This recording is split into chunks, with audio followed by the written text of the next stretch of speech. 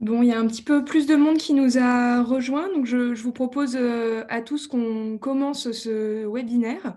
Je ne sais pas si on m'entend, correctement, en train de parler? Bon, très bien. Si, si, Heu on t'entend. OK, OK, parfait. Bon, bah, tout d'abord, merci beaucoup à toutes les personnes qui sont connectées, qui nous ont rejoints ce soir, pour, ce webinaire qui est donc, co-organisé, par, l'AFEP, l'association des internes et l'AJPJA, l'association des jeunes psychiatres et jeunes addictologues.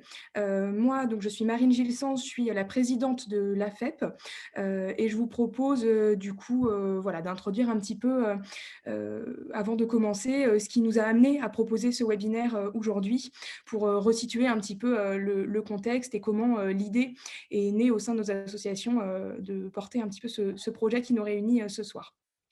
C'est vrai que ces dernières, semaines, ces derniers mois, l'AFEP comme la JPJA ont toutes les 2 été saisies à plusieurs reprises, par leurs adhérents qui se sont assez largement manifestés, pour témoigner de leurs inquiétudes assez diverses, par rapport à l'application, pratique du fameux article 84 dont on va vous parler, ce soir et par rapport également au décret d'application, qui était censé, sortir ensuite concernant l'application de cette loi. Donc la FEP et la JPJA étant, toutes les 2 des associations asyndicales et apolitiques, c'est vrai que, nous nous sommes dit que notre place était pas forcément de prendre vraiment une position, pour ou contre, l'article de loi ou le décret, mais pour nous, notre objectif était plutôt de pouvoir proposer des espaces d'échange orientés, vers, des solutions et c'est un peu dans cette idée-là qu'on a pensé ce webinaire, au départ.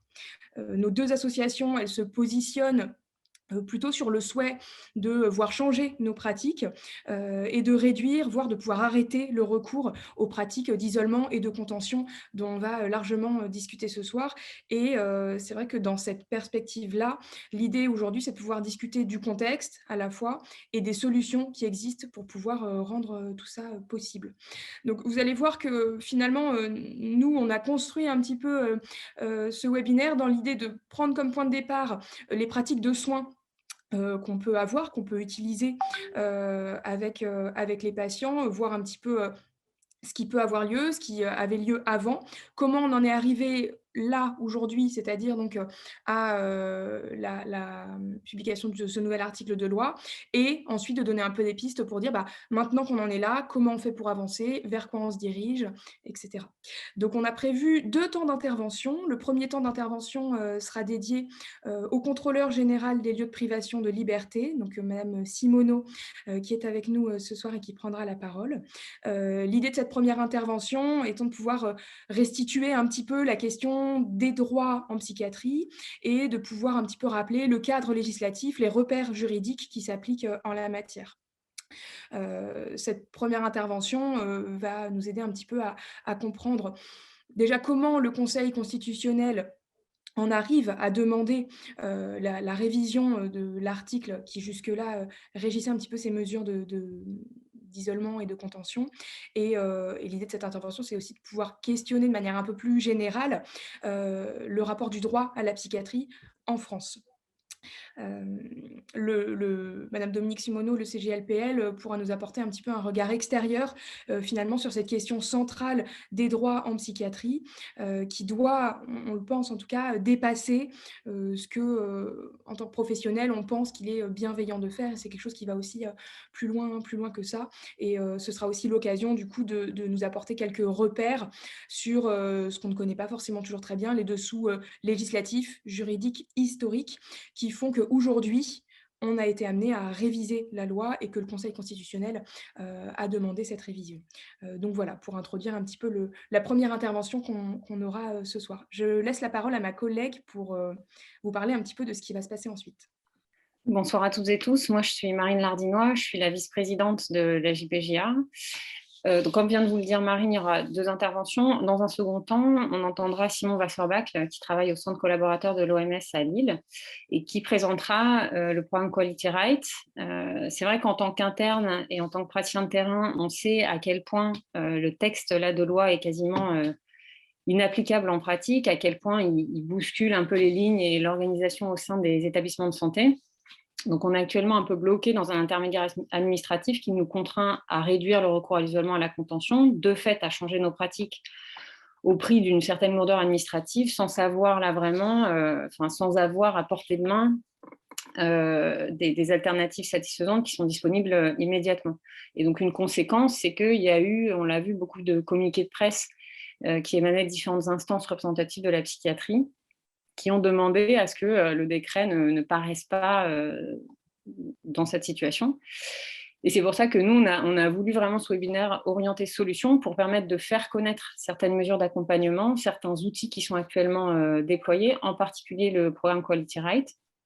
Et ce programme que Simon présentera est déjà proposé et appliqué dans d'autres pays, les pays nordiques, l'Inde, le Liban, mais aussi dans certains établissements en France. Et c'est un outil qui est vraiment fait pour penser des solutions et des moyens d'accompagnement à la mise en œuvre de la loi et de cette réforme dans l'utilisation des pratiques d'isolement et de contention. L'idée étant que parler de ces outils-là qui sont déployés par l'OMS, ça a vraiment pour objectif de rendre possible la réduction de ces pratiques d'isolement et de contention. Donc, pour résumer, ce webinaire se veut vraiment un espace d'échange sur les difficultés et les solutions possibles en lien avec l'application de cet article. Donc, il sera structuré comme ça. D'abord, l'intervention de Mme Simoneau pour le CGLPL et ensuite de Simon Wasserbach pour le CCOMS, 20 à 30 minutes à peu près d'intervention chacun. Et ensuite, il restera à peu près 40 minutes pour laisser l'équipe du CGLPL et du CCOMS répondre aux questions, parce que Mme Simoneau est accompagnée de Julien Starkman, qui est psychiatre au CGLPL, et de Anne Lecourt, qui est magistrate administrative et aussi contrôleuse au CGLPL.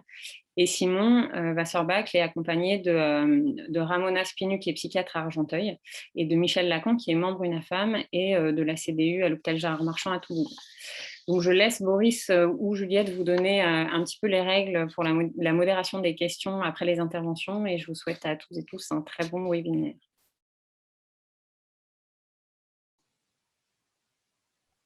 Merci. C'est à moi alors, ou on parle des règles des questions avant? Boris, on n'entend pas? On t'entend pas? Ben voilà. Alors, juste un tout petit mot, si vous m'entendez, pour vous préciser que vous pouvez bien évidemment poser les questions sur le chat.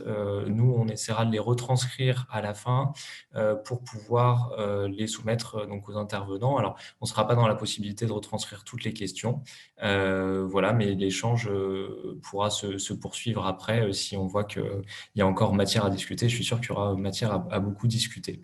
Voilà, n'hésitez pas à me compléter si j'ai oublié quelque chose sur les règles de modération.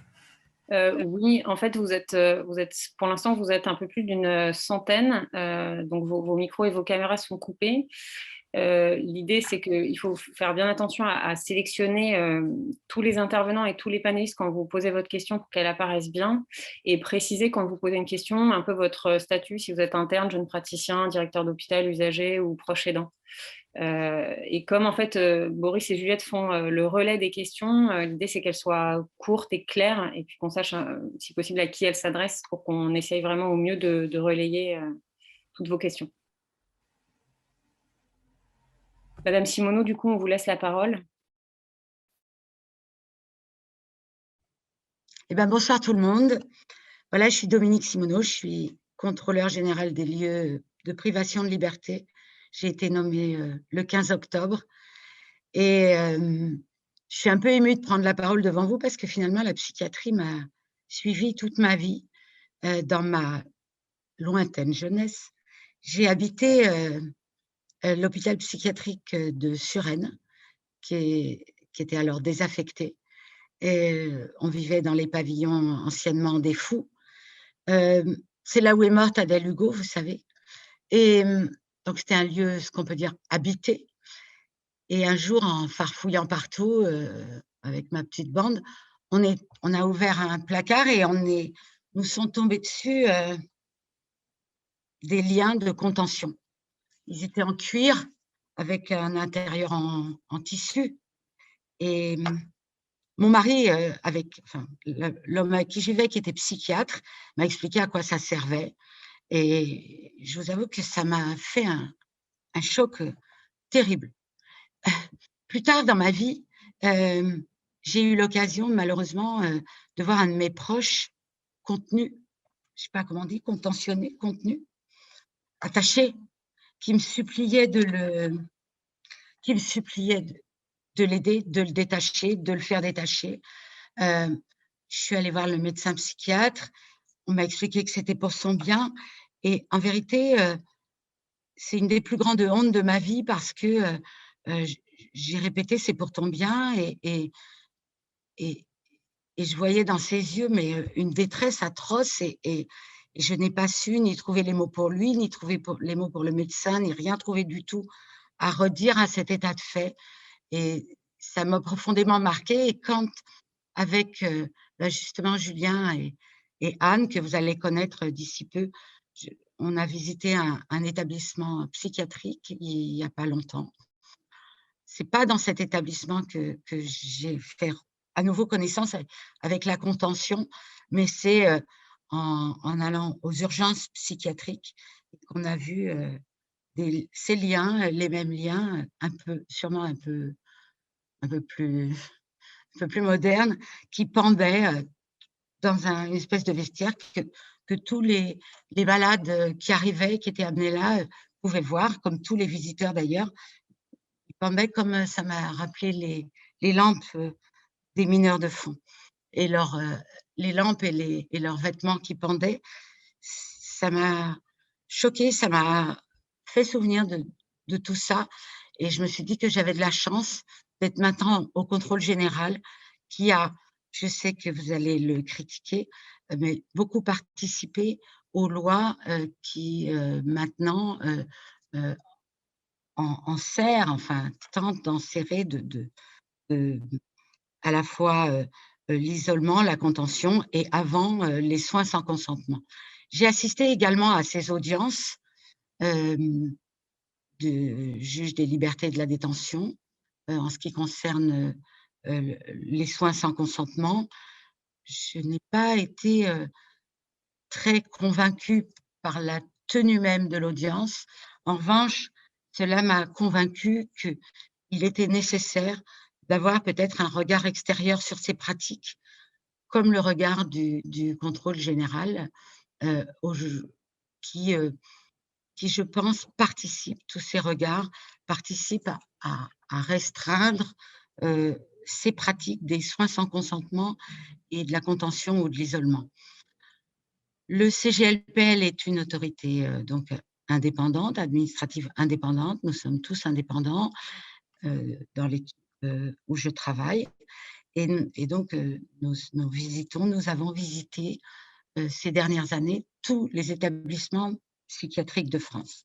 Et je dois dire que, mes collègues vous le confirmeront, je dois dire que c'est avec les établissements psychiatriques et les équipes médicales que nous avons eu les retours les meilleurs, les plus gratifiants et les plus porteurs d'espoir, je dirais. Je sais qu'aujourd'hui, il y a beaucoup de révolte, d'agacement, d'énervement contre cette nouvelle loi sur l'isolement et la contention. Mais je dois vous dire qu'au contact des équipes qu'on rencontre, eh ben, je pense que c'est là qu'on a les meilleurs échanges. Vos collègues, vos confrères nous disent, eh bien, on n'avait pas réalisé, mais à force de discuter avec vous, on réalise à quel point, oui, peut-être on s'est laissé entraîner, bouffer par le temps, par l'appauvrissement de l'hôpital psychiatrique. Et que maintenant, on va peut-être revenir à des pratiques plus libérales, moins contraignantes. On va réfléchir et ça nous apporte énormément et je crois que mes collègues en parleront mieux que moi, mais puisqu'ils ont eu plus l'occasion de discuter que moi, qui suis à ma première visite en établissement psychiatrique, mais eux ont énormément discuté dans ce cadre. Et moi, j'ai eu l'occasion de lire les rapports qu'ils avaient écrits et le retour des équipes qui est très positif. Vous dire que comment est née cette nouvelle loi, comment le Conseil constitutionnel a été saisi, c'est parce que nous y avons beaucoup participé au contrôle général, parce que nous avons noté des pratiques extrêmement différentes d'un endroit à l'autre, par exemple, des endroits où on ne pratiquait ni l'isolement ni la contention, alors qu'il n'y avait pas plus de moyens que dans un autre lieu où on le pratiquait beaucoup. Ensuite, on a noté une hausse inquiétante, pour nous inquiétante, depuis 2011, des mesures prises de soins sans consentement. Je crois que les jeunes, le comité interhôpitaux qui nous a saisis d'ailleurs, le note aussi, et ils se demandent comment on a pu en arriver là, avec 120 000 mesures d'isolement, 30 000 mesures de contention. Or, la contention, je pense que je crois que c'est ce qu'il y a de pire dans la vie de quelqu'un. Même au mitard en prison, ça n'est pas pratiqué, la contention. Il faut voir ce que c'est. J'ai peur, comme j'ai eu peur dans les prisons et peur dans d'autres endroits, qu'on s'habitue doucement à ce que ça devienne quelque chose au fond, normal, quand ça n'est pas, ce ne sont pas certains de vos confrères qui disent que ça a des vertus thérapeutiques. Vous allez sûrement vous en expliquer entre vous. Mais pour ce qui est du droit, quand le Conseil constitutionnel a été, la Cour de cassation puis le Conseil constitutionnel ont été saisis de cette question prioritaire de constitutionnalité, c'est bien parce qu'il y avait un problème et que ces problèmes, c'est la hausse constante de ces mesures. Et ce, dans une indifférence quasiment générale. Parce que, d'ailleurs, parce que le métier que vous exercez fait peur et les gens que vous soignez font peur. Je pense que c'est un tort, je pense que c'est horrible et je crois que le Conseil constitutionnel a voulu mettre un peu d'ordre là-dedans et un peu de raison. Donc, j'ai bien conscience que ce qui va vous tomber dessus là, c'est contraignant. Je comprends que vous demandiez qu'on réfléchisse un peu à ce décret qui va sortir, de toute façon sortira. Mais sachez que le regard extérieur et le droit ne sont pas là pour rendre fous les psychiatres et leurs équipes, mais au contraire pour aider à ce qu'on adopte des pratiques différentes et qu'on ne s'habitue pas à voir des gens soit isolés, soit attachés dans des hôpitaux psychiatriques. Alors là, vous allez connaître, je sais pas quand, je crois savoir, parce que notre collègue André Ferragne a rencontré les équipes d'Olivier Véran hier, qui lui ont assuré qu'il y aurait un grand plan d'accompagnement qui allait suivre, donc précéder ce décret ou le suivre ou l'accompagner et vous accompagner. Donc, comme disait le pape, n'ayez pas peur. Et sachez que nous, notre regard, quand il se porte sur ces pratiques, et qu'on lit dans le regard des malades souvent cette terreur, cette peur, sachez que cette loi et ces lois auxquelles on est fiers d'avoir participé, nous, le contrôle général, eh bien, je lis des questions, alors évidemment, c'est compliqué en même temps. Eh bien, on est fiers d'y avoir participé parce que je pense que ça peut changer les choses, de se sentir regardé, observé et peut-être obligé de faire autrement. Voilà, je vous laisse la parole à mon tour.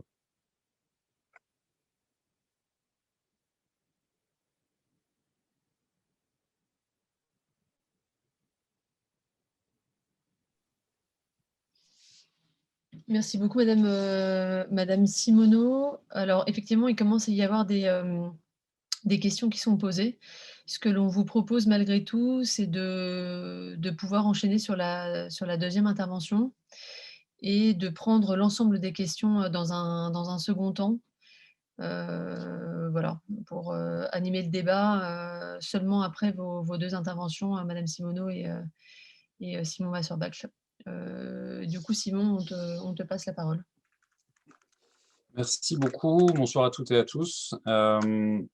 Merci pour cette invitation et surtout merci pour cette initiative. On en a déjà discuté avec de nombreuses personnes. Il y a beaucoup de réactions autour de cet article 84.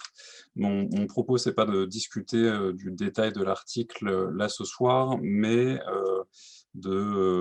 à partir de 2 constats, de pouvoir faire avancer la discussion, en tout cas de donner des éléments de réflexion aux participants. Le premier constat, en tout cas, et je m'en réjouis, c'est que à la lecture de l'ensemble des communiqués de presse qui sont parus sur cet article, qui sont nombreux, j'ai l'impression qu'aujourd'hui, on peut dire que l'objectif est désormais commun, donc cette réduction au maximum des pratiques d'isolement et de contention. Je la vois maintenant, je la lis quasiment dans toutes les introductions de communiqués de presse. Donc ça, c'est une première bonne nouvelle. La deuxième, et Madame Simoneau a bien expliqué l'hétérogénéité de ce qu'on peut observer sur le terrain. Et il me semble qu'un des leviers majeurs pour répondre à ça, c'est la formation. Formation des professionnels. Quand je parle des professionnels, je parle des professionnels à tout niveau dans les établissements, très clairement, quel que soit le corps de métier dans les équipes médicales, mais aussi dans les personnels de direction. Je pense qu'il faut vraiment réfléchir à quelque chose de global à l'intérieur d'une institution. La bonne nouvelle, c'est que il y a des outils, il y a des points de référence qui existent déjà, que ce soit dans des textes. Je ferai une petite aparté sur le niveau international, parce qu'il y a beaucoup de choses qu'on peut aller piocher dans les textes et dans les conventions internationales. Et puis, il y a des outils, hein, on fait aussi donc au CCAMS avec le programme Quality Rate des observations sur le terrain. Et il y a des questions très récurrentes qui nous sont posées. C'est au-delà du constat qui peut être fait, au-delà de l'observation, de l'audit qui peut être fait à un instant T dans une institution, c'est qu'est-ce qu'on fait après. Et je pense que c'est un des enjeux, un des objectifs principaux du programme Quality Rate que je vais vous présenter. Alors, je vais utiliser un petit support visuel en espérant que ça fonctionne. Voilà. Alors, j'espère que ça fonctionne bien, que vous voyez bien ce que je vois moi-même à l'écran. Le programme Quality Rate donc, fait partie, je ne suis pas présenté plus que ça, je suis psychologue clinicien à l'EPSM Lille Métropole, je suis chargé de mission au centre collaborateur de l'Organisation mondiale de la santé. Et en tant que centre collaborateur, on a un certain nombre de missions et d'activités qui sont définies avec l'Organisation mondiale de la santé, qui s'insèrent dans 4 termes de référence. Et un de ces 4 termes de référence, c'est le développement de ce programme Quality Rate en France et dans les pays francophones. Quand je parlais tout à l'heure des outils, en tout cas des points de référence qu'on peut utiliser quand on réfléchit à la question des droits, qui est tout à fait d'actualité, que ce soit par cet article 84 ou même dans la réflexion plus générale au niveau international, il faut qu'on puisse, je pense, se référer, se baser sur des outils. Et pour moi, un des outils majeurs de cette réflexion actuelle, c'est la Convention des Nations Unies relative aux droits des personnes handicapées. Elle n'est pas directement, elle ne concerne pas uniquement la santé mentale et la psychiatrie. Elle concerne le handicap au sens large. Et une petite précision, parce qu'en termes de terminologie, le terme handicap en anglais ne recouvre pas exactement la terminologie française.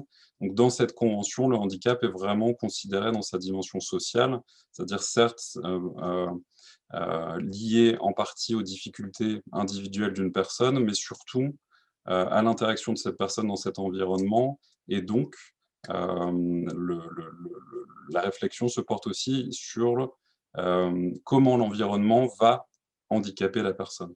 Donc c'est une distinction qui est importante, qu'il faut bien garder en tête, à mon avis, cette dimension sociale du handicap. En tout cas, c'est là-dedans que la Convention, c'est dans cette orientation-là que la Convention se situe, et donc également le programme Quality Right qui est fortement ancré dans cette Convention. À titre d'information, la France a ratifié cette convention en 2010 et donc je pense que des personnes maîtrisent mieux le droit que moi, mais je ne crois pas me tromper en disant que quand l'État ratifie une convention, il s'engage à mettre en conformité ses textes de loi avec cette fameuse convention. Et donc il y a un travail qui est en cours en France. La France devait d'ailleurs être auditionnée par les Nations Unies ce mois-ci pour faire état de l'avancée du travail sur la Convention. Ça a été récemment reporté, mais ça devrait avoir lieu cette année. Donc c'est un suivi qui est en cours. Moi, je vous invite à aller consulter cette convention. Elle est traduite en français. Il y a également un texte, une version en facile à lire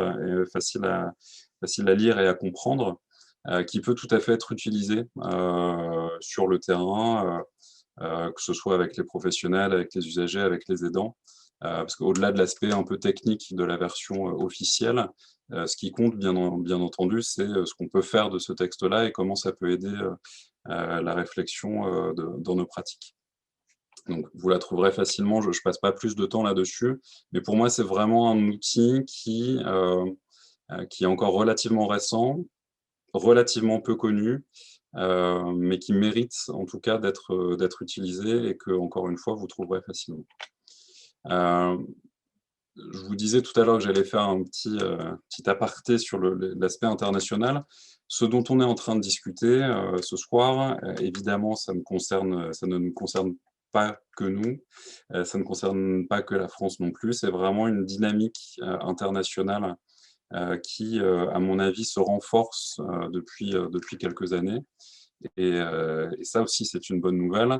La carte que vous voyez là, en vert foncé, c'est tous les pays qui ont ratifié cette convention, donc qui se sont engagés à se mettre en conformité avec la convention. Donc on est vraiment dans une dynamique globale, mais qui peut aussi être appliquée en France. Le texte est donc ratifié depuis 2010. Il est passé devant l'Assemblée. Le défenseur des droits s'en est saisi également. Je sais qu'il est aussi bien connu au niveau du contrôle général. L'idée, en tout cas, pour terminer sur cette présentation de ce premier outil, c'est bien de dire que la Convention ne crée pas de droits nouveaux, elle ne fait que rappeler des droits existants et attire l'attention, en tout cas sur des domaines particuliers, sur des groupes particuliers de la population, dont les personnes avec un problème de santé mentale.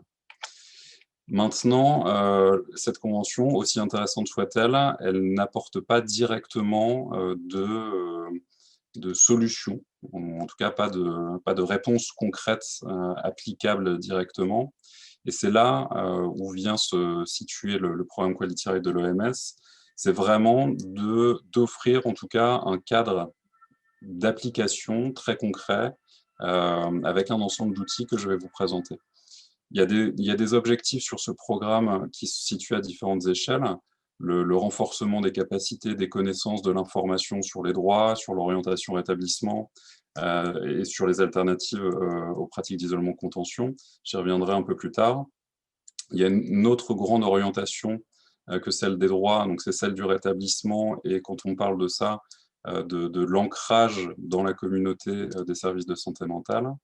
Et puis ensuite, il y a d'autres objectifs qui vont, eux, se baser très directement sur deux grands axes, deux grands types d'outils que je vais vous présenter, l'observation sur le terrain et la formation. En regard de la première carte que je vous ai montrée, là, c'est une illustration du déploiement de ce programme à l'international. Cette carte n'est pas à jour, j'ai contacté l'OMS assez récemment. l'équipe qui suit le projet commence à avoir du mal à mettre à jour assez régulièrement la carte.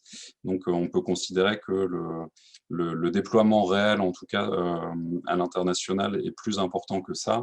Donc, ça concerne, encore une fois, la dynamique est assez globale et les retours maintenant, puisque le programme a été publié en 2012, commencent à être nombreux et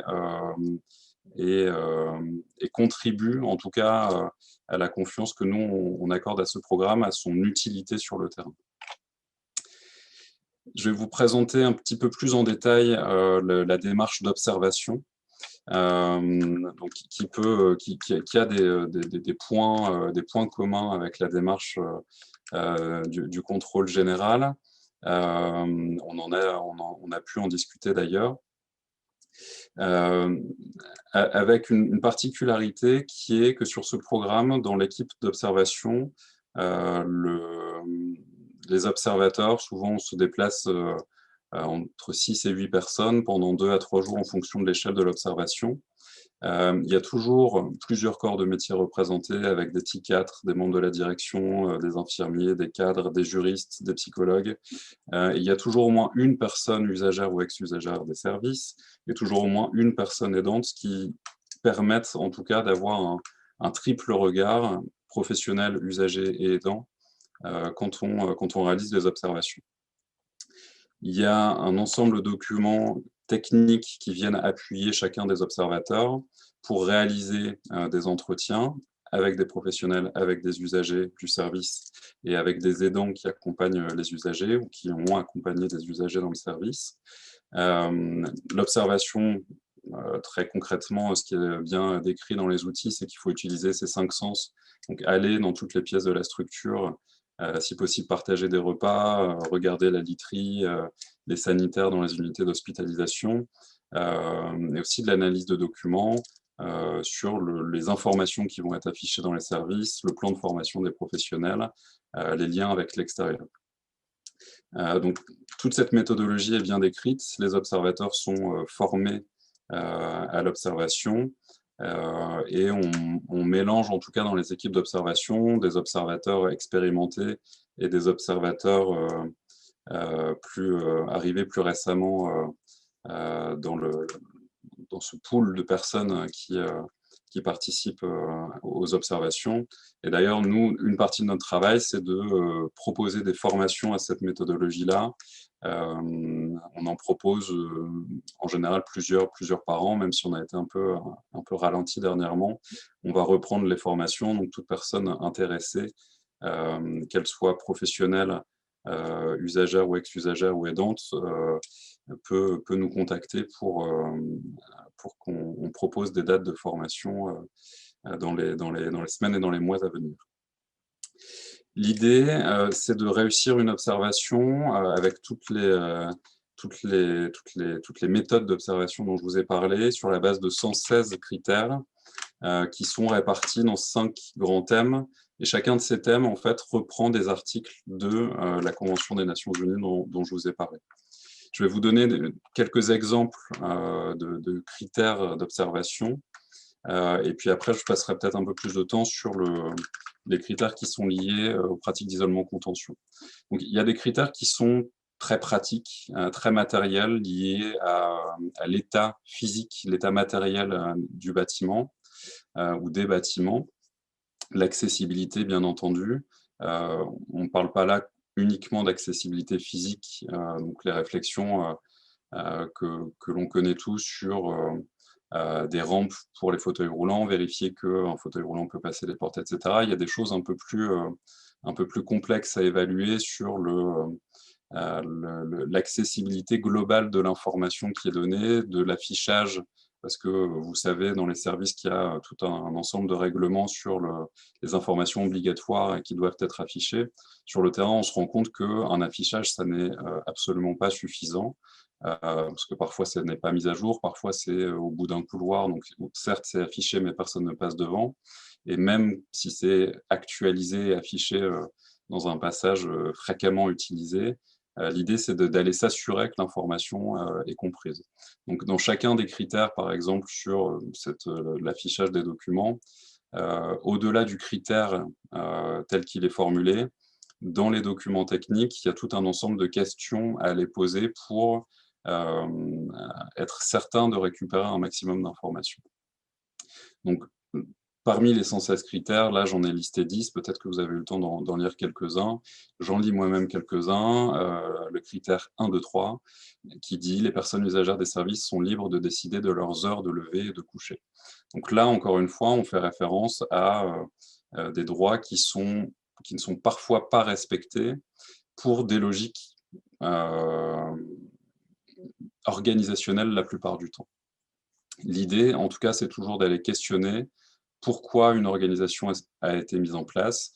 Est-ce que ça fait partie d'un projet de soins ou est-ce qu'elle est liée à des contraintes architecturales, qu'elle est liée à des contraintes de disponibilité des professionnels? Est-ce qu'elle est liée à une problématique de sous-effectif? Est-ce qu'elle est liée à un problème de formation? Est-ce qu'elle est liée au poids des habitudes? Parce qu'il faut bien le dire, dans les différents sites où on s'est déplacé, les habitudes ont un rôle assez important dans les pratiques. Donc tout ça vient questionner un petit peu l'ensemble des pratiques. La question des vêtements, ça a été très largement déjà commenté et il y a eu des publications du contrôle général là-dessus. L'accès à l'information, au téléphone, au courrier, aux emails. Je peux citer aussi l'existence de moyens d'expression à l'intérieur des services, l'existence et l'utilisation systématique de plans de rétablissement qui incluent par exemple des plans de crise ou des directives anticipées en psychiatrie pour chacune des personnes, l'accompagnement par des structures extérieures, l'information claire et compréhensible, j'en ai parlé.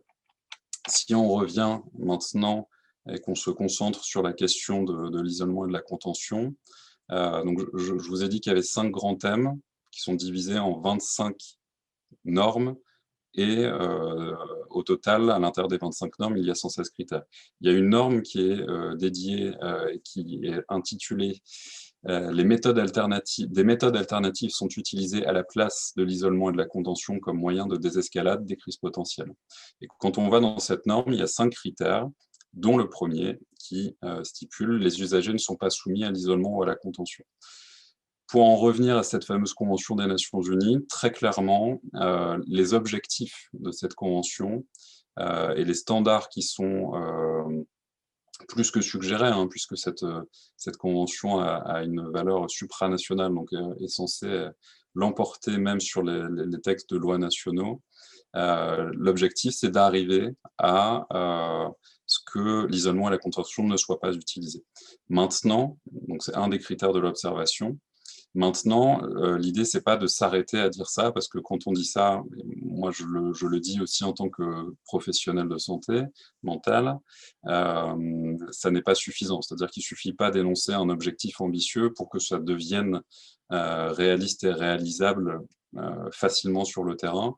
Il faut bien proposer des outils, des solutions, des analyses d'expérience en France et à l'étranger.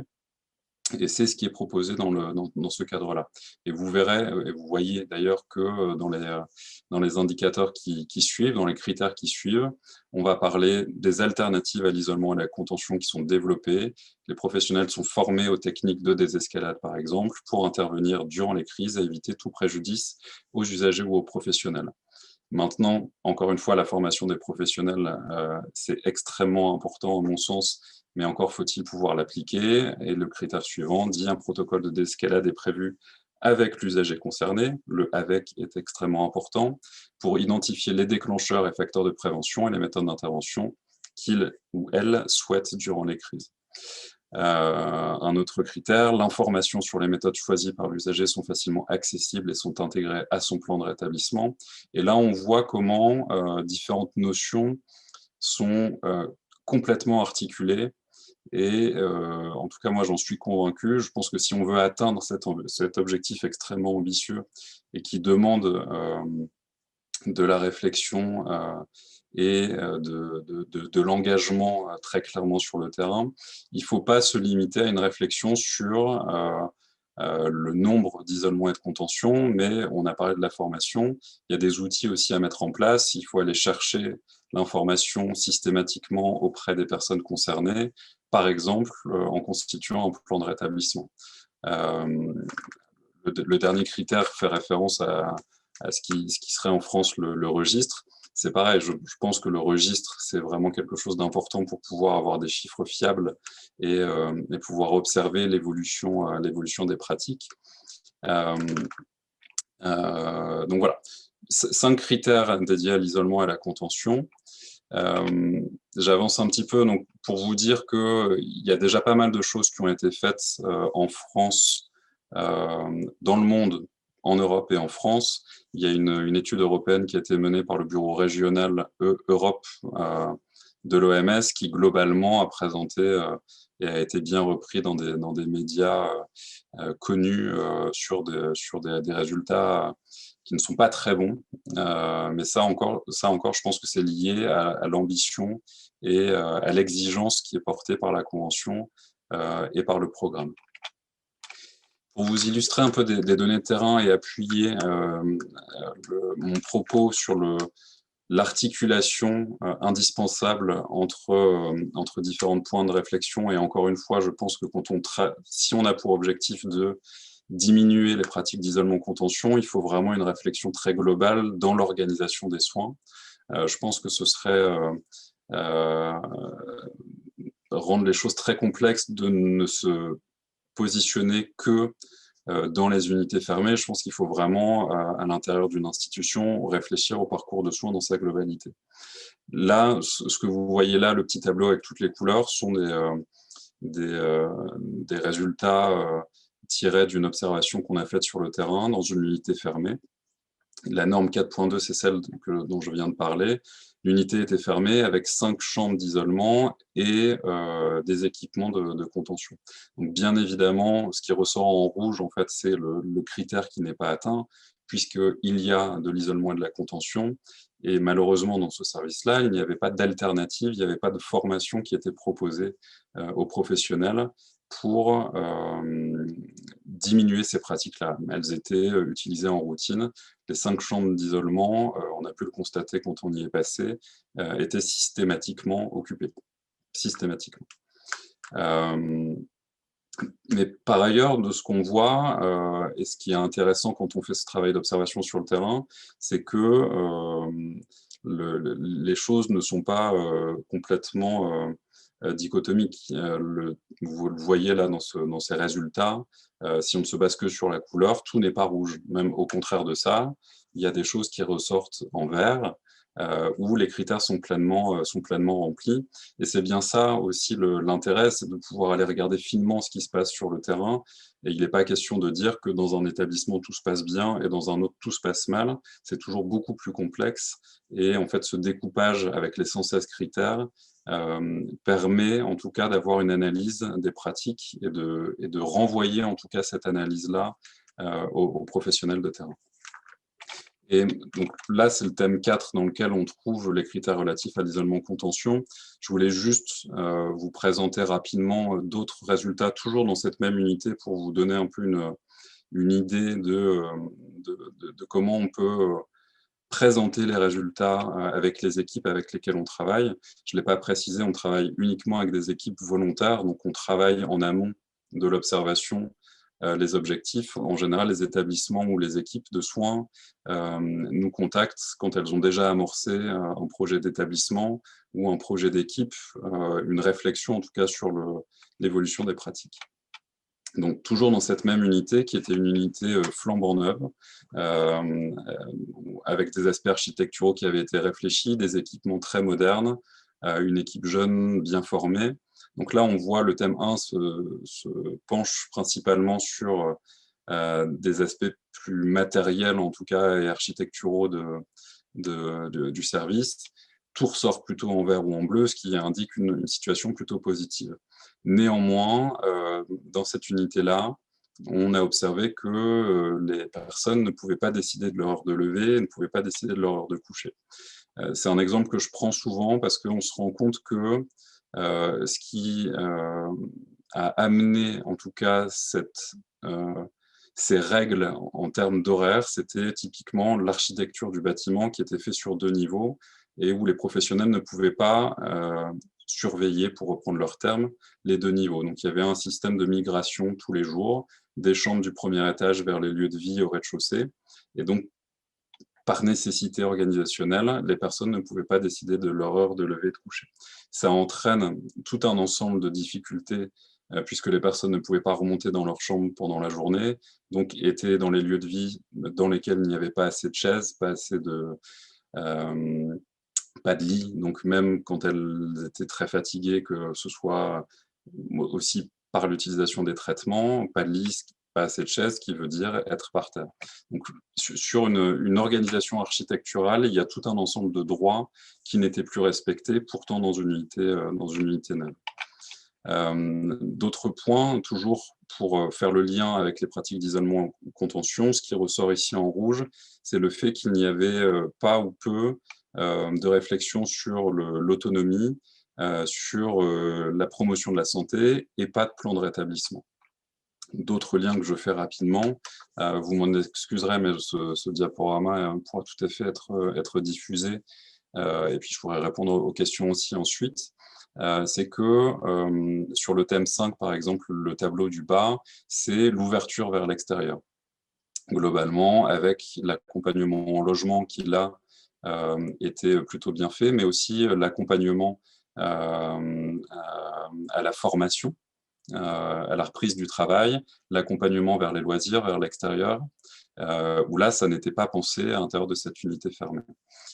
Et sur le tableau du haut, c'est un terme extrêmement important pour moi, c'est la question de la reconnaissance de la personnalité juridique.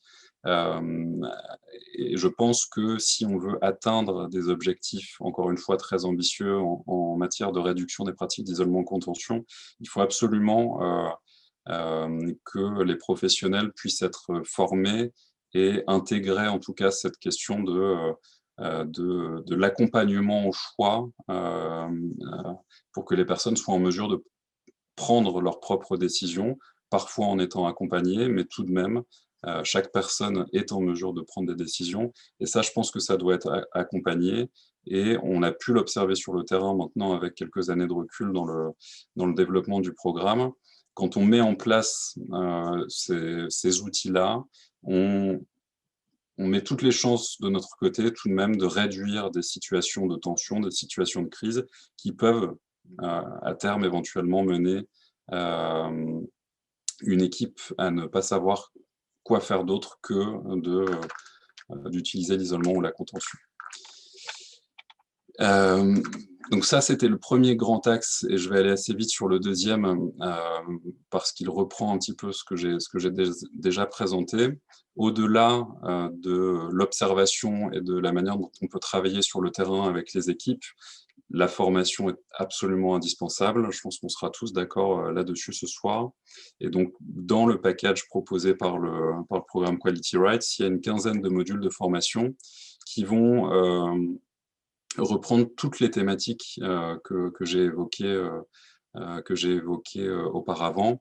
La question des droits, évidemment, puis la question des droits appliqués à la santé mentale et dans les services, la question de la capacité juridique, l'orientation à l'établissement. Il y a le module 6 qui est directement lié le module 7, pardon, aux stratégies alternatives à l'isolement et à la contention. L'OMS a fait une grande revue des pratiques à travers le monde, justement pour proposer des exemples d'organisation des soins qui permettent de limiter au maximum l'isolement et la contention, voire de ne pas l'utiliser. Il y a des exemples intéressants qui méritent en tout cas d'être connus, réfléchis et partagés par les professionnels, par les usagers et par les aidants. Donc voilà, vous pouvez... et encore une fois, il y a des thématiques assez importantes à prendre en compte aussi sur le plaidoyer, le soutien par les pairs. Là, j'en ai pas parlé, mais c'est aussi un des outils qui peut être évoqué. Et pour terminer, une plateforme de e-training va être proposée, donc de formation en ligne individuelle. On est en train de travailler à la traduction et des modules de formation dont je viens de vous parler et de cette plateforme.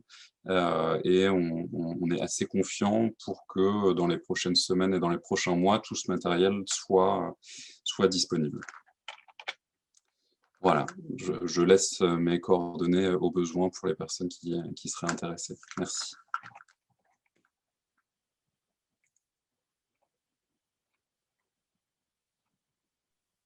Merci beaucoup, Simon. Merci du coup à tous les deux. Il y a donc quelques questions qui ont été posées par les participants.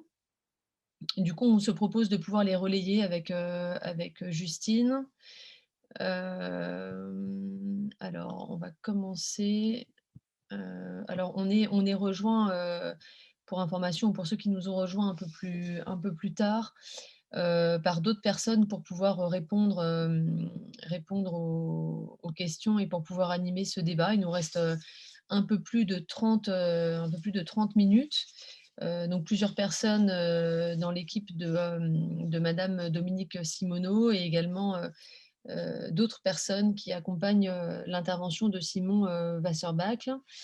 Peut-être que j'aurais pris le soin de proposer aux personnes panélistes, comme on les appelle, de pouvoir vous représenter et ensuite on va, pour ceux qui ne l'ont pas encore fait, et ensuite on vous fait le relais avec Justine des questions qui nous ont été remontées sur le fil de discussion.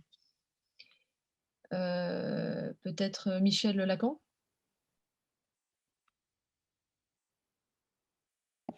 Oui, je suis à l'écoute. Oui, bonjour. Bonjour, je voulais juste que vous vous représentiez, Michel, pour juste avant l'animation du débat. Ah bon, d'accord. Eh bien, je suis Michel Lacan, je suis à la fois bénévole à l'UNAFAM et j'ai intégré une équipe d'observateurs au titre de Quality Right, avec l'équipe qui est animée par Simon et même toi-même, puisqu'on a fait une observation ensemble sur Rhodes. J'ai fait 2 observations, une fois sur Rhodes, une fois sur Jonzac. Voilà. Merci. Alors, je ne sais pas si je dois en dire plus, c'était me présenter simplement. Hein. Voilà. Oui, c'est très bien, Michel. Merci. Ramona Spinu?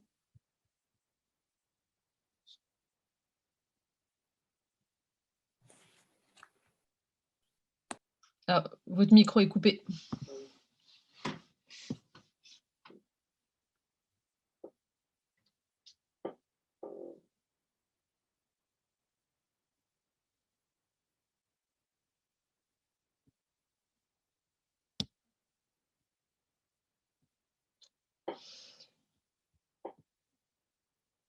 Alors, on ne vous entend pas, votre micro est toujours coupé. Il faut que vous puissiez le réactiver. Voilà.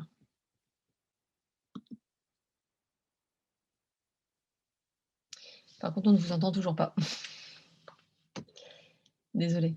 Du coup, en attendant juste de régler ce problème de micro, peut-être que Anne Lecourbe et Julien Starkman, vous pouvez vous présenter.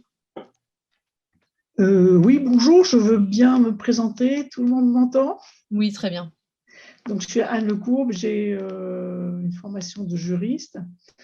Nous travaillons au contrôle général dans une collaboration aussi étroite et j'espère féconde que celle du CCOML, c'est-à-dire que nos équipes sont aussi pluridisciplinaires.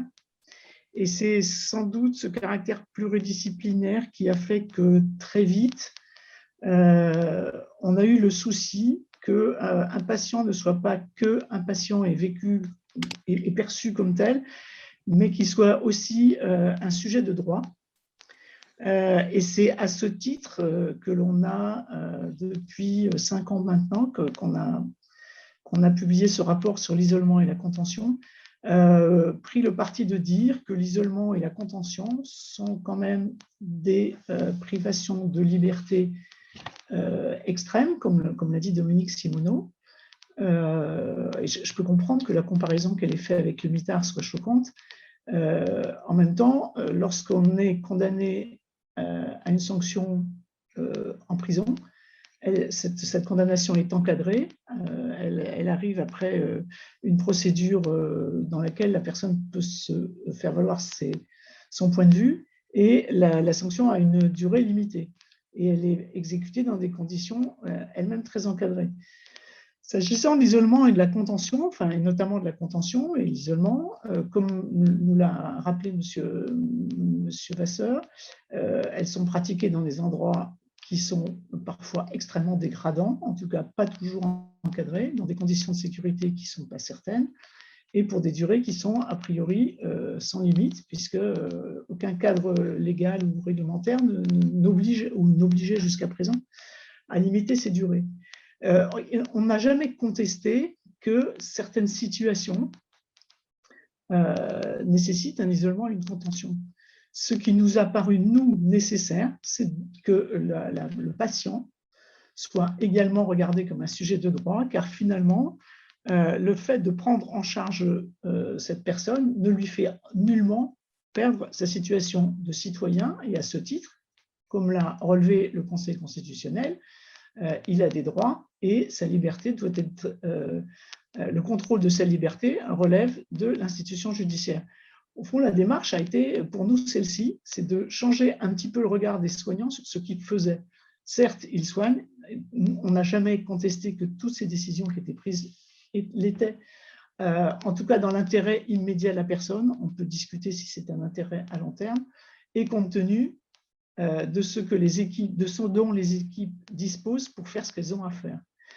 Alors, c'est aussi pourquoi le contrôle général, non seulement s'attache à faire exister un encadrement légal et réglementaire sur les pratiques, mais tout autant, et si vous avez eu, vous nous avez fait l'honneur de lire le rapport qu'on a édité en juin dernier sur les droits des patients en soins sans consentement, nous nous attachons tout autant, d'une part, à essayer de comprendre pourquoi les équipes en arrivent à pratiquer ce qu'elles pratiquent, dont la plupart le font pas de gaieté de cœur.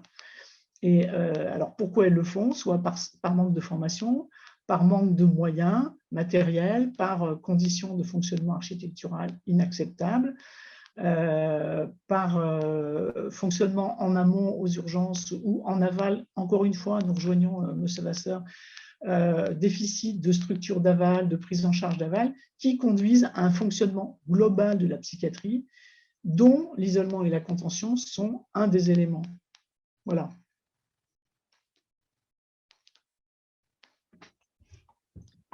Merci beaucoup. Ramona Spinu, peut-être qu'on peut vous entendre? Mince, on ne vous entend toujours pas. Peut-être que c'est le casque qui génère ça. Ouais.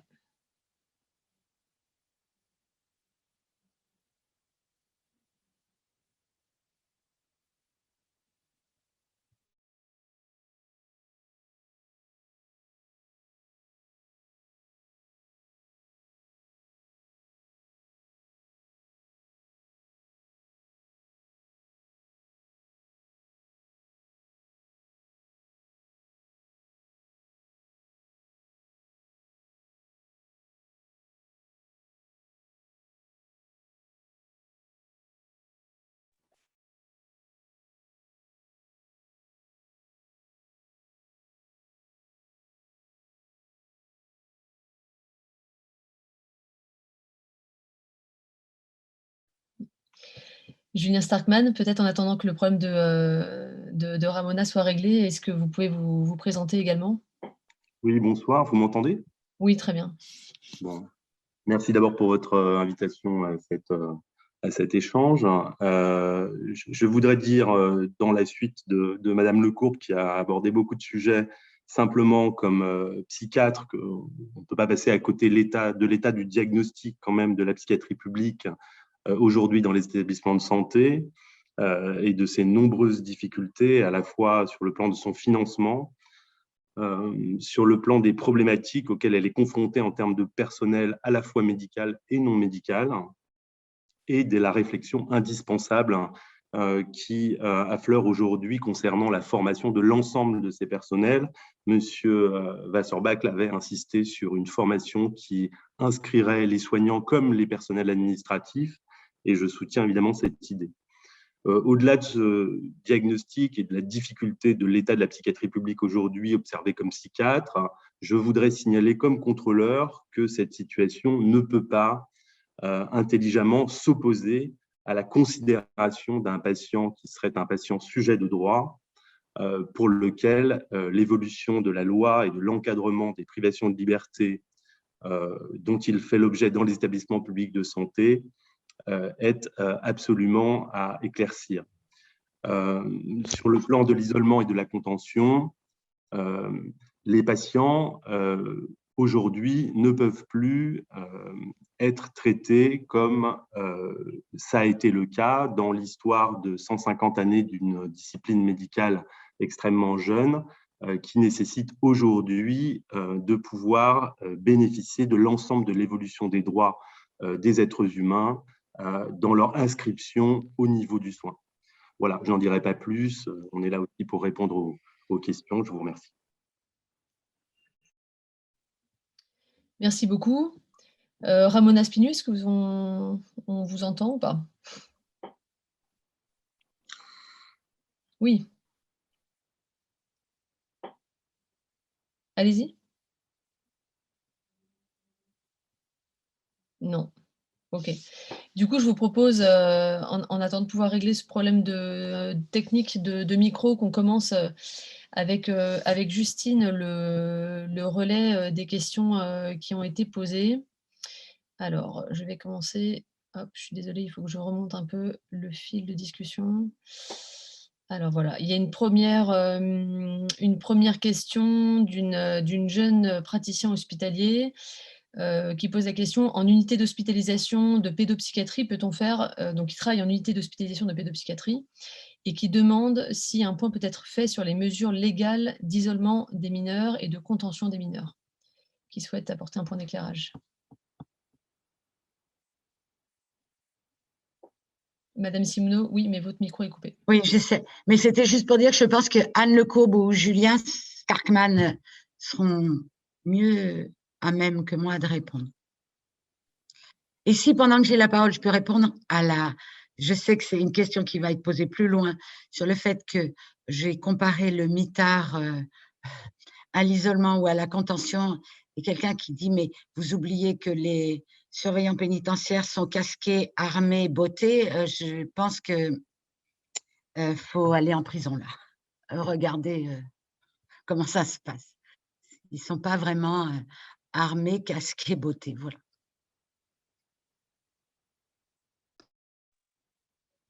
D'accord, effectivement, c'est une question qui a été posée. On pourra peut-être revenir dessus. Est-ce que Anne Lecourbe ou Julien Starkman, vous voulez réagir sur les mesures légales d'isolement et de contention des mineurs? Alors, on m'entend? Oui, voilà. Très bien. La loi, enfin, aucune disposition législative ou réglementaire ne donne de situation particulière aux mineurs. La situation du mineur hospitalisé, c'est qu'il n'est jamais consentant aux soins, puisque en tant que mineur, ce n'est pas lui qui décide d'être hospitalisé. Donc, ipso facto, c'est une personne en soins sans consentement. À ce titre, la loi permet et la HAS admet qu'il puisse être isolé et contenu. Aucune mesure ne prévoit que le mineur ait une situation particulière au regard de ces pratiques et de ces mesures. Nous avons depuis longtemps demandé à ce qu'au moins la famille soit systématiquement prévenue lorsqu'un mineur subit, enfin, voilà, lorsque cette mesure est prise pour un mineur. Ce que je sais du projet de décret d'application, c'est qu'en effet, la famille maintenant devra l'être. La pratique était quand même relativement généralisée. La situation plus difficile des mineurs, c'est celle qui sont hospitalisés sous ordonnance de placement, où j'allais dire pire, parce que ça correspond à une situation en général sociale difficile, ceux qui sont en soins sur décision du représentant de l'État. Juridiquement, ça ne change rien, sauf que lorsqu'un mineur est placé sous ordonnance, pour l'instant, on ne sait pas trop bien qui devra être prévenu de la mesure qui est prise à son encontre. Et le contrôle de cette mesure reste encore relativement flou.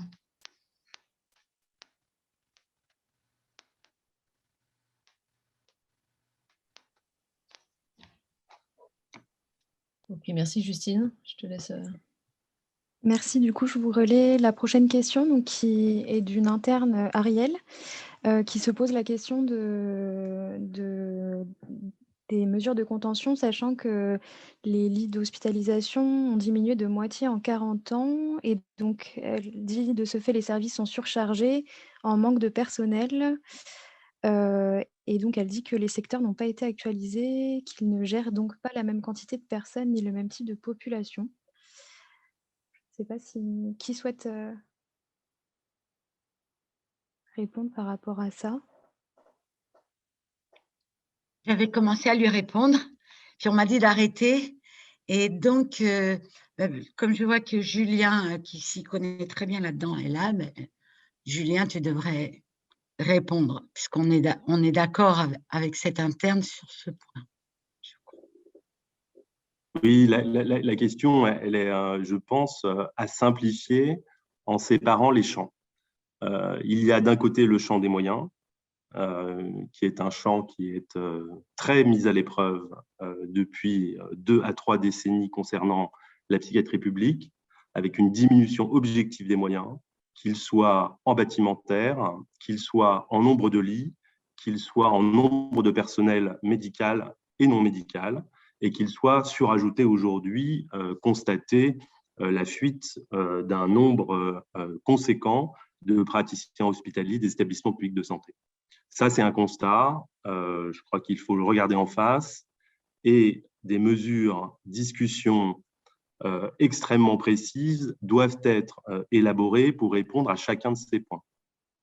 Le second champ de réflexion est le champ clinique, c'est-à-dire qui concerne la personne souffrant de troubles mentaux, dans un registre de demande d'accès direct ou par l'intermédiaire d'un tiers à des soins psychiatriques, et qui doit donc bénéficier d'une qualité des soins homogène sur le territoire, respectant à la fois la problématique clinique à laquelle il faut répondre par des thérapeutiques humaines et pharmacologiques, sans que soit entravée l'expression de ces droits fondamentaux pendant ce processus.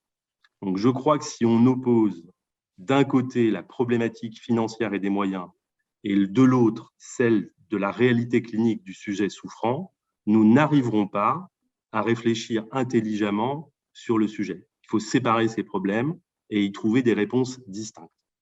Voilà ce que je peux en dire.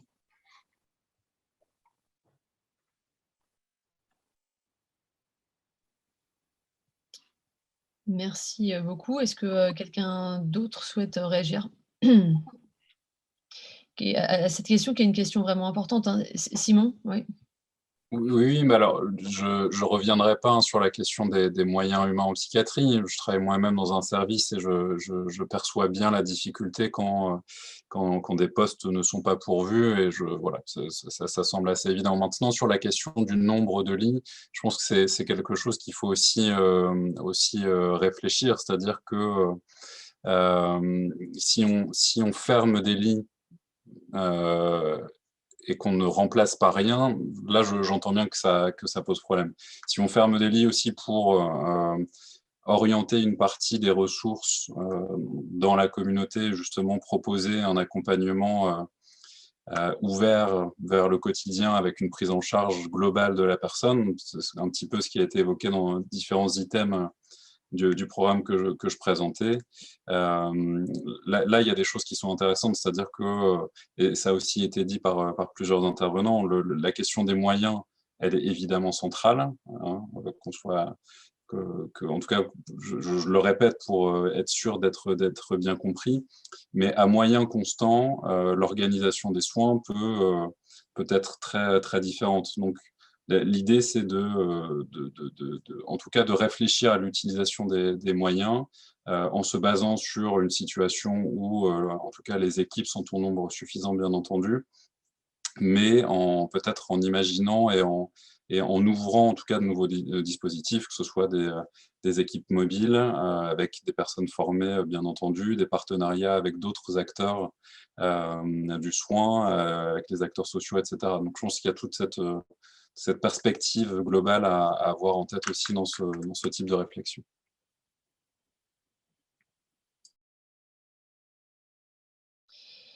Merci beaucoup. Je vous propose qu'on avance. Je vous relais une autre question d'une interne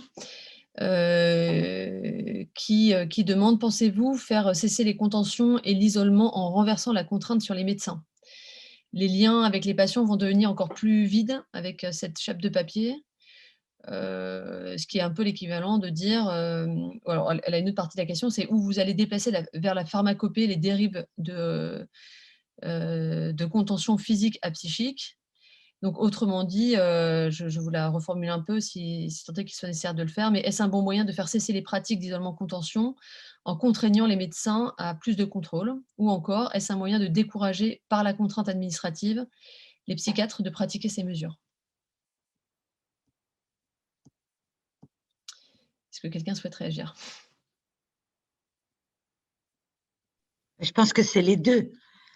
Oui, comme je vous le disais tout à l'heure, le regard extérieur, à la fois des contrôleurs, par exemple, qui visitent les établissements psychiatriques et les services de soins sans consentement, et le regard du juge. C'est obligatoirement, ça va entraîner, même si cette loi n'est pas parfaite, même si ce n'est pas ce qu'on aurait tout à fait souhaité, même, eh bien, c'est un pas et c'est obligatoire. D'ailleurs, la preuve, on est réunis pour discuter de ça et réfléchir là-dessus. Moi, je pense qu'obligatoirement, oui, ça fera diminuer. Mais peut-être je me trompe, je suis trop optimiste.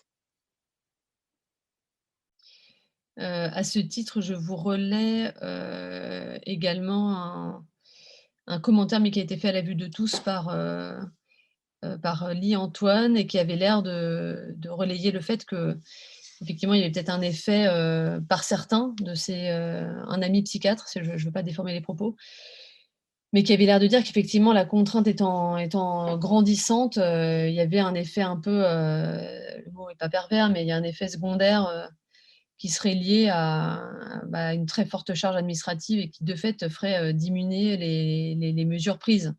Mais ça, c'est vrai que c'est comment dire, c'est un dommage collatéral attendu, bénéfique. Enfin, je sais pas comment le dire. C'est pas vraiment comme ça que ça devrait se passer, mais certains relais pour compléter ce que vous venez de dire, Madame Simoneau, et en retour à un commentaire qui a été écrit et à la question de cette interne, je le spécifie parce que c'est dans les commentaires tels quels.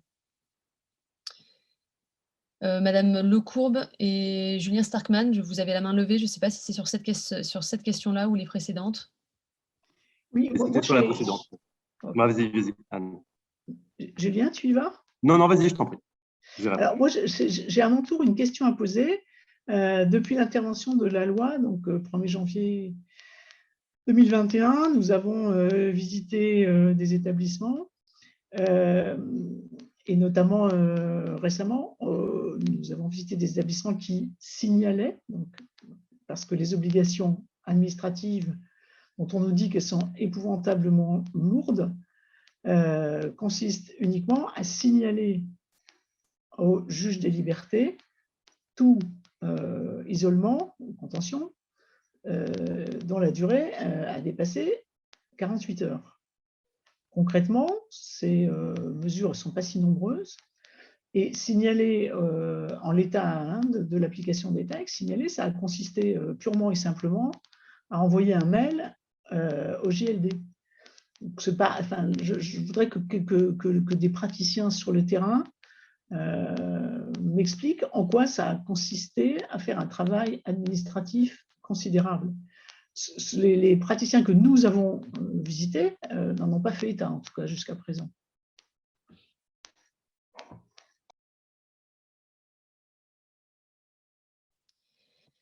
Est-ce que quelqu'un souhaite répondre à Madame Lecourbe parmi nous?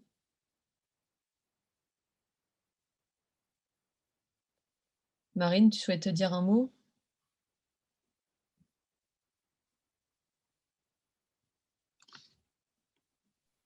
Laquelle? Toi, pardon. Pardon. Ah Non, non, non, pas particulièrement. Non, je pense qu'on peut avancer sur d'autres questions. Il y a quelques questions. D'accord.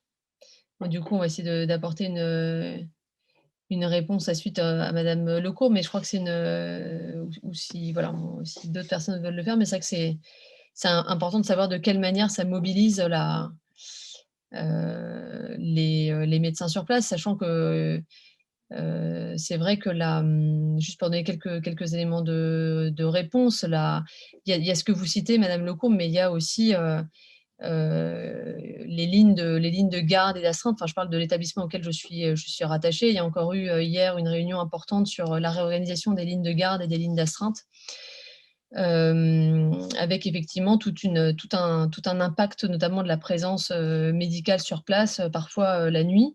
Alors peut-être que vous nous direz que ça vient mettre en exergue des fonctionnements dans les services qui étaient déjà un peu périlleux et qui ne répondent pas directement à ce que les textes nous demandent de faire. Mais voilà, je ne veux pas être la seule à en témoigner. Peut-être les internes aussi peuvent en dire un mot, parce qu'il y a des répercussions directes sur soit la façon dont les internes sont sollicités ou directement appelés, pas forcément pour la charge directement administrative, mais également pour les réévaluations cliniques qu'elles engagent.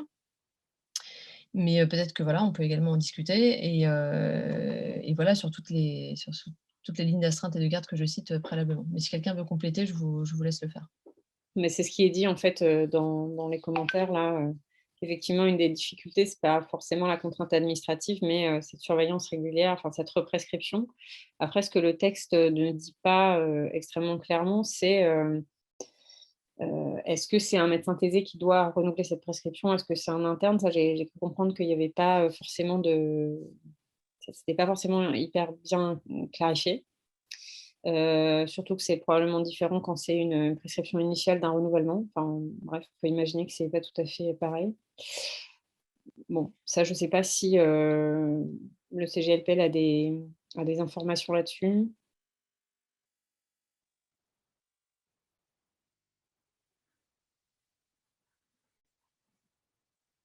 Anne, je pense. Oui, Anne et Julien aussi sur les lignes de garde. Bon, finalement, vos remarques sont intéressantes dans la mesure où elles montrent comment on impute à la loi et à cet article 84 des difficultés qui en réalité étaient préexistantes. Cet article 84, il montre que le roi est nu, ou en tout cas que les difficultés qu'il soulève sont des difficultés d'ordre médical et pas administratif. Oui, c'est vrai, il va sans doute falloir modifier les lignes de garde dans la mesure où, concrètement, mais je préférais que ce soit Julien qui réponde là-dessus, c'était des internes qui prenaient des décisions qui étaient hors de leurs compétences, que finalement, si maintenant il faut surveiller et renouveler les décisions de mise à l'isolement tous les 12 heures, ça prouve qu'en fait, on ne le faisait pas vraiment avant. C'est ça, c'est cette pauvreté que la loi met en évidence, et on est évidemment les premiers à le regretter. Et ce qu'on espère aussi de cette loi, c'est que ça va mettre un peu le couteau sous la gorge des pouvoirs publics pour mettre des moyens dans les hôpitaux, ce qui ne changera, hélas, rien aux difficultés de recrutement des psychiatres. Mais je voudrais que Julien me complète sur ce point.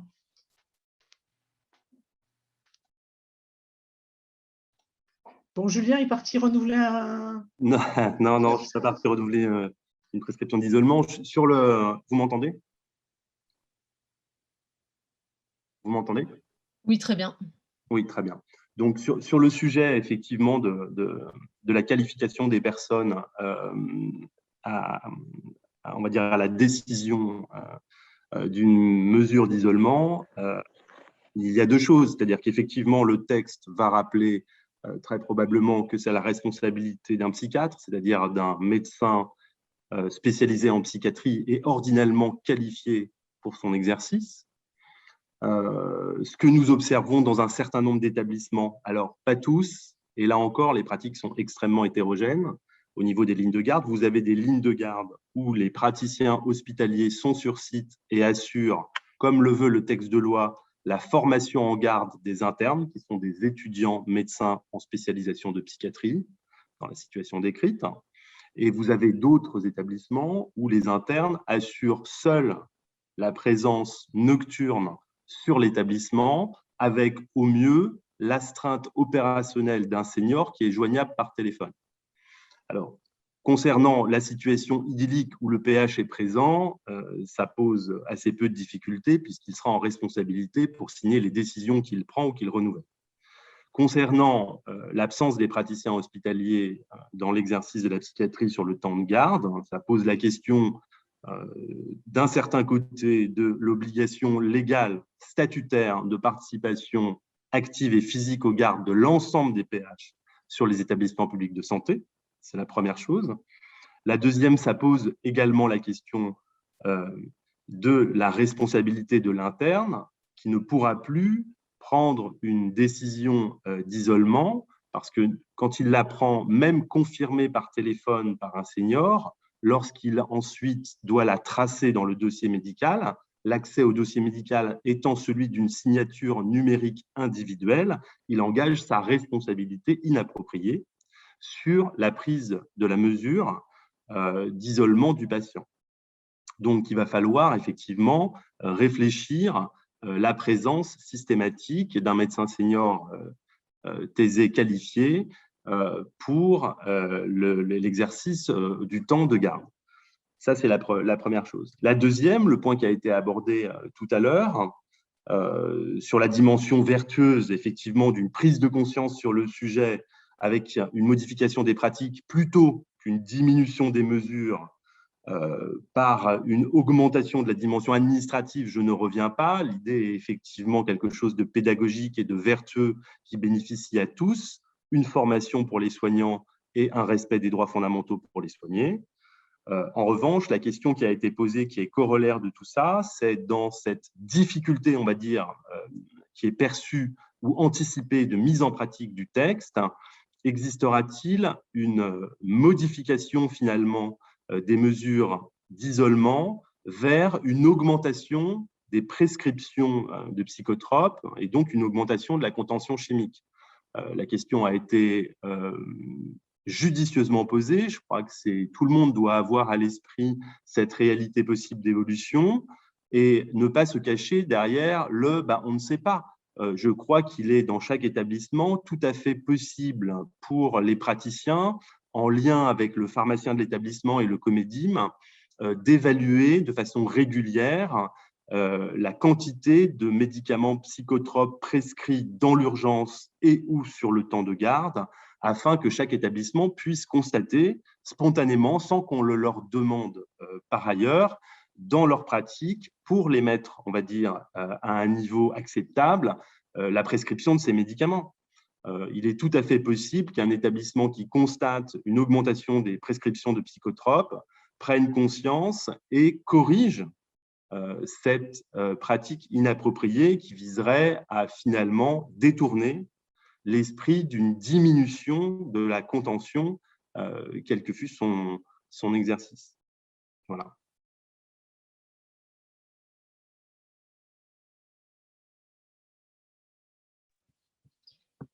Merci beaucoup. Justine, je te laisse relayer la prochaine. Sur un autre registre, on avait une question d'Emmanuel Guébel, donc PH en unité d'admission, qui demande qu'en est-il de l'encadrement des mesures de contention en dehors de la psychiatrie de secteur d'hospitalisation, donc tout ce qui est urgence, réanimation, gériatrie.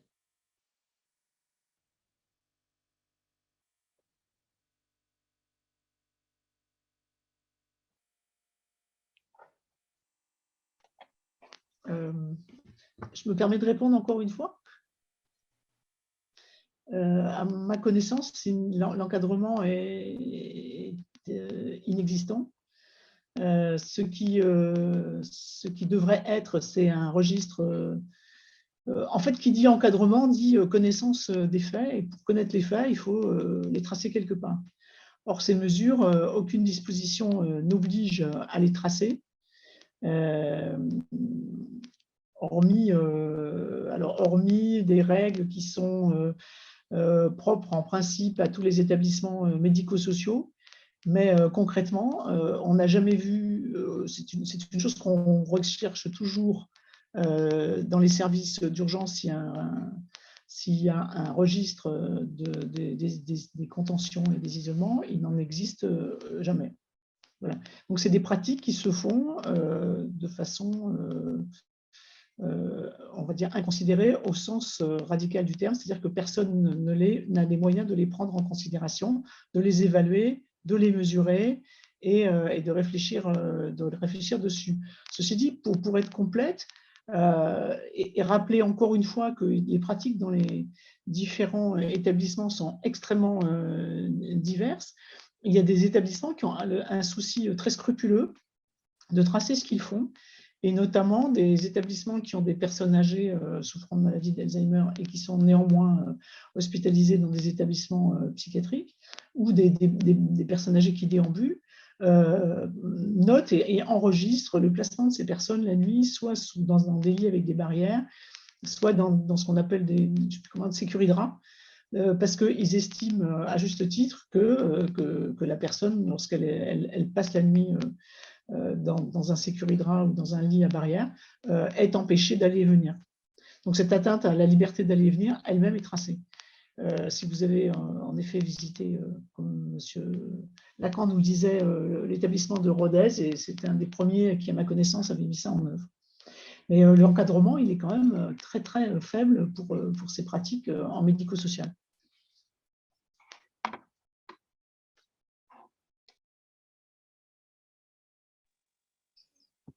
Merci beaucoup. Julien, vous souhaitez compléter ou c'est la main de la question? Oui, ça serait pour compléter sur le plan clinique en pratique, sur le sujet des patients de psychiatrie pris en charge dans les services d'urgence en amont donc d'une hospitalisation en univers psychiatrique public. Je crois qu'il faut rappeler deux choses dans ce que nous observons. Nous n'avons pas croisé de praticiens qui attachent par plaisir des patients à des brancards, à des lits ou à des anneaux inscrits dans des murs.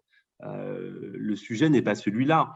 Donc, le sujet finalement de se voir ou de comprendre comme un reproche personnel adressé à la corporation sur les problématiques de contention dans les services d'urgence est un faux débat. Ce que nous avons observé, c'est un couloir qui aligne 14 brancards équipés de contention sur lesquels les patients sont attachés pour une durée indéterminée parce qu'ils ont tous, après évaluation des psychiatres responsables, une indication d'hospitalisation en soins sans consentement, un état clinique décompensé avec des manifestations d'agitation et un risque de passage à l'acte dangereux sur eux-mêmes ou sur les environnants, personnels et ou familles qui circulent dans les services d'urgence, et qui n'ont pas la possibilité d'être adressés dans les établissements publics de santé psychiatrique, faute de place. Donc la réalité, encore une fois, là, c'est une prise de conscience de l'ensemble de la profession, y compris de nos partenaires urgentistes, afin de mener une demande cohérente de mise en place des moyens qui permettent la fluidification du parcours de soins en psychiatrie dès sa prise en charge aux urgences.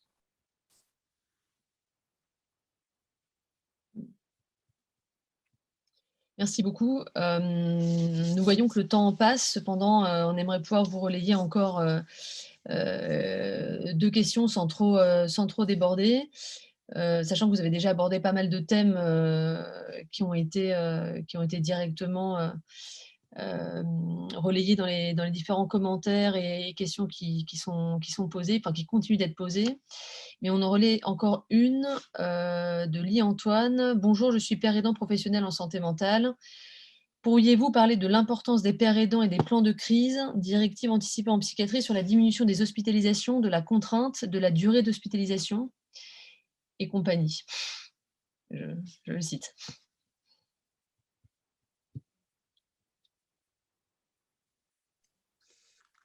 peut-être si je peux me permettre sur ce point-là, merci pour cette question. Je pense que la réponse est dans la question. Si on observe, si on parcourt un petit peu la littérature internationale, il y a des initiatives, dont celle-ci, qui semblent être efficaces pour diminuer en tout cas des situations de crise et en tout cas des situations de tension qui pourraient amener encore une fois à l'occurrence d'un isolement ou d'une contention.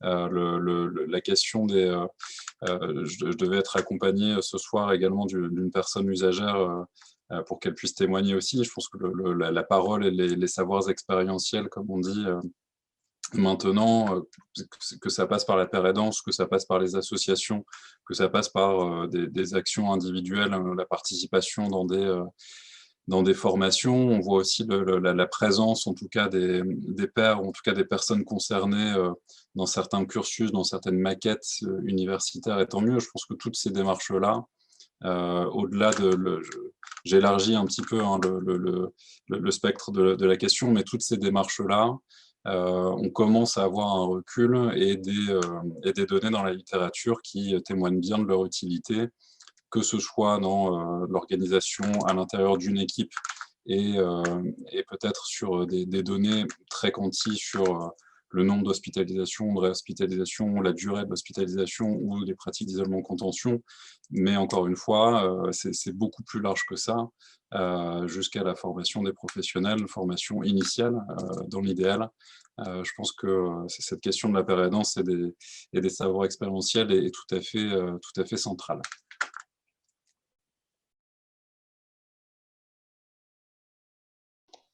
Oui, Julien. Oui, pour relayer un peu ce qui vient d'être dit et sur l'exemple des directives anticipées incitatrices en psychiatrie, dans l'expérience du CGLPL, ces mesures restent extrêmement ponctuelles dans leur mise en œuvre actuelle. Sur le sujet, nous avons connaissance d'une étude multicentrique entre Paris, Lyon et Marseille, coordonnée par le Dr Tinlan, qui est en cours de réalisation, je crois qu'il inclut à peu près 400 patients et dont les premiers résultats devaient être publiés courant mars. Nous sommes en attente. Donc, de toute façon, des mesures qui sont, je pense, un espoir intéressant en termes de mesures alternatives anticipées de ce qui peut se passer dans une hospitalisation aiguë et qui sont pour l'instant au stade embryonnaire à l'étude. Voilà. Merci beaucoup. On vous propose une dernière question. Justine, je te laisse la relayer. Donc, on a une dernière question. Existe-t-il quelque part une liste ou des documents sur des lieux de soins qui n'utilisent pas la contention et l'isolement sans moyens supplémentaires pour pouvoir montrer aux équipes que c'est possible et mieux comprendre les leviers utilisés par ces services? Et donc, c'est une question de Vincent Bisquet, qui est praticien hospitalier à Agen et ancien PCME.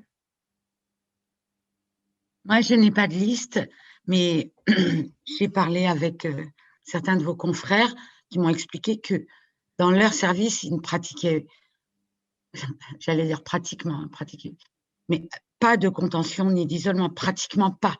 Et pourtant qu'ils avaient peu de moyens.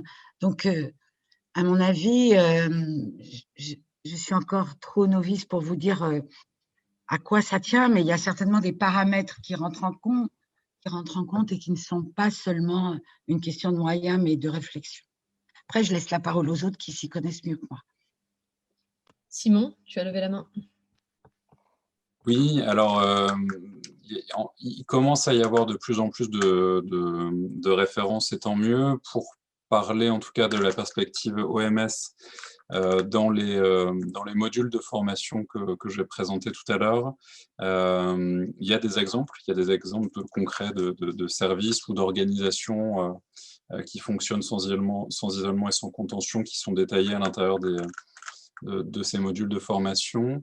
Il y a un document qui va apparaître cette année, qui est vraiment une revue internationale qui a été faite sur plusieurs années, donc qui est en train d'être édité encore une fois, qui est menée par l'OMS, qui va mettre en avant des organisations, des services à travers le monde qui permettent le meilleur respect des droits possible. Donc je pense que là-dessus, ça va être, il y aura pas mal d'expériences à piocher dedans. Et peut-être une troisième piste qui est celle du Sommet mondial santé mentale qui aura lieu à Paris les 5 et 6 octobre de cette année, et qui aura pour thème les droits en santé mentale, et où un des objectifs principaux, ce sera de donner voix à des expériences professionnelles, usagères, etc., encore une fois, qui permettent le meilleur respect des droits possibles, avec une place qui sera laissée aux alternatives aux pratiques isolement contention. Donc en tout cas, on est vraiment dans une dynamique internationale très, très riche cette année. Et voilà, mais les liens, etc., que j'ai évoqués, on pourra vous les faire suivre. Merci beaucoup Simon. Il restait quelques questions, mais on se propose de pouvoir arrêter là, quitte à ce qu'on puisse les relayer, puisque du coup le webinaire a été enregistré. On pourra également sauvegarder les questions qui ont été posées sur le fil de discussion et vous pourrez éventuellement y répondre, et on pourra, avec votre accord, les rediffuser sur les sites respectifs de nos associations pour que chacun puisse prendre connaissance des réponses que vous auriez pu apporter de vive voix, mais leur tournant. Je passe la parole à Marine pour une ou deux phrases de conclusion. Oui, effectivement. Alors, je vais être très, très rapide. Donc, en gros, ce qu'on voit là, c'est qu'on a un texte de loi qui engage quand même une diminution des pratiques d'isocontention, mais dont on comprend qu'en fait, cette diminution, elle est englobée dans un changement global des pratiques, que ce changement et que les pratiques en général, elles semblent être en lien avec les moyens. Donc, on peut espérer que ça poussera les pouvoirs publics à considérer cette question, bien qu'elle n'explique pas à elle seule, le manque de moyens n'explique pas à lui seul le recours à l'isocontention. Le CGLP, Mme Simoneau a dit tout à l'heure que l'utilisation de ces pratiques était très variable d'un établissement à l'autre, que le taux de recours n'était pas forcément dépendant des moyens. En tout cas, ce qui ressort aussi de ce webinaire, c'est qu'un levier pour changer les pratiques, et c'est ce que disait Simon, c'est la formation, donc à tous les niveaux. En amont, alors on a parlé des directives anticipées qui pourraient être opposables, l'intégration de pairs aidants dans les équipes d'accompagnement, le déploiement du programme Quality Right, mais aussi la formation aussi sur le moment, à la gestion de crise, aux techniques de désescalade. Il y a aussi l'enjeu des restructurations des locaux, etc. En tout cas, pendant le conseil stratégique de la santé mentale et de la psychiatrie, le ministre de la Santé, Olivier Véran, a annoncé un budget qui ne semble pas suffisant au regard de l'ampleur des changements qu'il faut amorcer, mais qu'un budget quand même serait alloué à la psychiatrie. Il me semblait que c'était 15 millions d'euros par an. Déborah, tu me corriges si je me trompe, mais c'est ce que j'ai cru retenir. Beaucoup de questions qu'on va garder parce qu'on n'a malheureusement pas pu vous répondre tous. En tout cas, sachez que ce webinaire a été enregistré et qui sera donc rediffusé. Un grand merci à tous les intervenants du CGLPL, du CCOMS et leurs collègues d'être intervenus. Voilà, moi j'ai pas grand-chose à rajouter de plus. Je ne sais pas si Marine Gisson, tu avais quelque chose à rajouter de ton côté. Non, ça me semble être une bonne conclusion. C'est vrai qu'on a déjà débordé un petit peu, donc merci à Marine pour ce résumé. Et effectivement, le webinaire sera disponible à la rediffusion. Et voilà. Et pour les personnes qui pourraient avoir encore des questions, et je pense notamment aux internes, vous pouvez aussi nous contacter pour qu'on puisse se faire un petit peu le relais de ça, ou qu'on puisse continuer en tout cas à pouvoir discuter de ces problématiques. Voilà, et merci aux panélistes, et merci à tous les participants qui ont été là ce soir pour pouvoir ouvrir un petit peu justement la pensée sur ces questions-là. Voilà, merci beaucoup à tous. Merci à tous, très bonne soirée. Bonne soirée. Bonne soirée. Merci beaucoup. Merci tout le monde. Bonne soirée. Au revoir.